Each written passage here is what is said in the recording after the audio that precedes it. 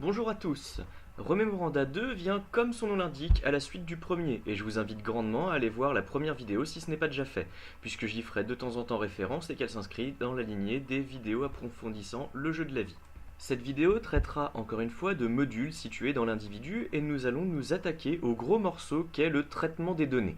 Dans le jeu de la vie, j'ai dit que ce traitement des données pouvait être effectué soit par réflexion, soit par heuristique, ce que j'ai simplifié en parlant d'instinct. Pour cette vidéo, corrigeons cette imprécision. Voilà. Bon, par contre, ça ne vous en dit pas plus sur ce que sont les heuristiques. En psychologie, une heuristique de jugement, c'est une opération mentale rapide et intuitive. Par opposition, la réflexion, c'est une opération mentale lente et forcée. Pour être plus précis, un traitement par heuristique est rapide, peu coûteux en énergie et valable grosso modo dans 90% des cas. Ça vous rappelle rien? Moi j'y vois les apparences d'une autoroute du traitement de l'information. J'ajouterais même qu'il y a d'autres caractéristiques en commun avec le système de la mémoire. Il est très difficile de se débarrasser d'une heuristique, mais c'est possible. Il est aussi très difficile d'en créer, mais elles viennent avec l'expérience. Et il est très difficile d'aller à l'encontre de ces heuristiques. Et ça ne pourra se faire que par le biais de la réflexion, qui est un procédé extérieur aux heuristiques. Vous me suivez? Bon, par opposition, la réflexion est un traitement lent, coûteux en énergie et dont la viabilité est assez aléatoire, puisque dépendante de plusieurs facteurs comme le QI, l'empan verbal ou numérique, la fatigue ou le stress, le temps alloué à la réflexion, les mécanismes d'inhibition, et ainsi de suite. Si vous avez besoin de précision sur une de ces mesures ou si vous voulez un épisode dédié plus approfondi, dites-le moi dans les commentaires. Est-ce que, là aussi, on ne pourrait pas y voir un chemin de terre? Puisqu'au final, le propre de la réflexion, c'est aussi sa flexibilité et sa créativité. On peut y voir une analogie avec les informations nouvellement apprises qui se perdent très vite. Le domaine de la prise de décision est étudié par de nombreux chercheurs, et ils sont en général d'accord pour dire qu'un jugement passe soit par des heuristiques, soit par de la réflexion. Et moi, en général, je suis assez en désaccord avec les solutions binaires, parce qu'elles sont trop peu organiques, adaptables ou corroborées par le réel. Pour reprendre mon analogie avec le continuum conscient-inconscient, souvenons-nous qu'il existe aussi une étape intermédiaire appelée le non-conscient. On s'aperçoit que les caractéristiques des éléments en mémoire non conscient sont un amalgame entre des éléments conscients et des éléments inconscients. Par exemple, un automatisme non conscient est capable de s'accomplir dans les tâches les plus communes mais demandera des efforts pour arriver à la perfection ou dans un domaine inhabituel. Supposons que vous êtes dans des tâches administratives. Assez vite, vous retiendrez qu'il faut forcément amener vos papiers d'identité.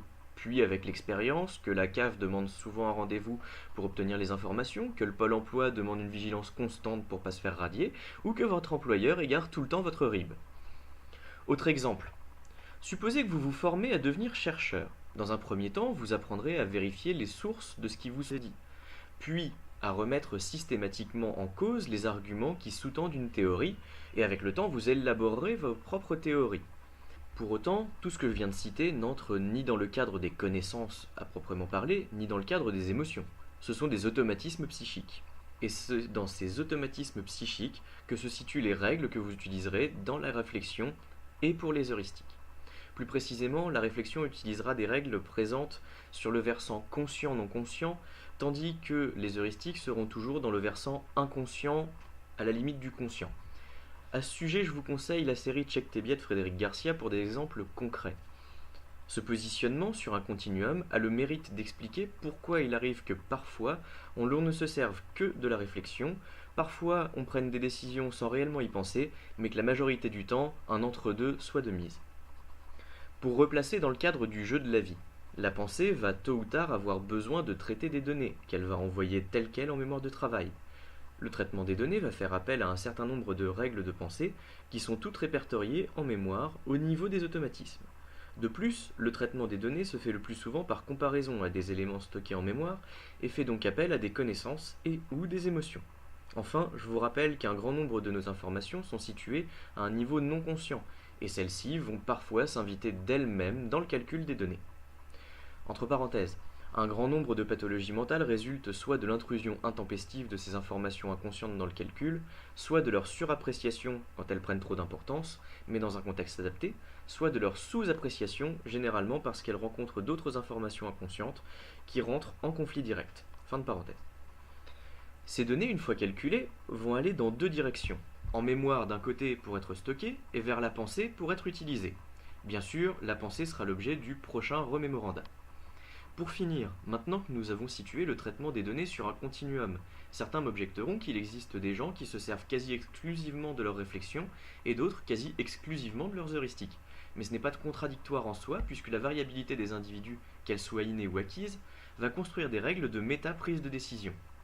En effet, si l'on possède un traitement des données qui diffère suivant notre état de fatigue, notre idée préconçue de nos connaissances sur le sujet, l'émulation de l'environnement et nos tendances naturelles, alors il faut bien qu'un premier processus détermine le ratio de réflexion heuristique que l'on utilisera dans une situation donnée. Bien sûr, ce pré-traitement est lui-même une heuristique qui aura pour tâche de calculer le coût de la critique. Voilà, c'est tout pour cet épisode de Remémoranda. Comme d'habitude, merci de mettre un pouce vers le haut, de vous abonner et de partager sur les réseaux sociaux. J'ai abordé de nombreux sujets différents dans cet épisode et si un aspect vous intéresse particulièrement, laissez un commentaire pour me le faire savoir et éventuellement je ferai une vidéo sur le sujet, mais de toute façon je répondrai dans les commentaires. Au revoir et à très bientôt pour un nouveau calcul du coût critique.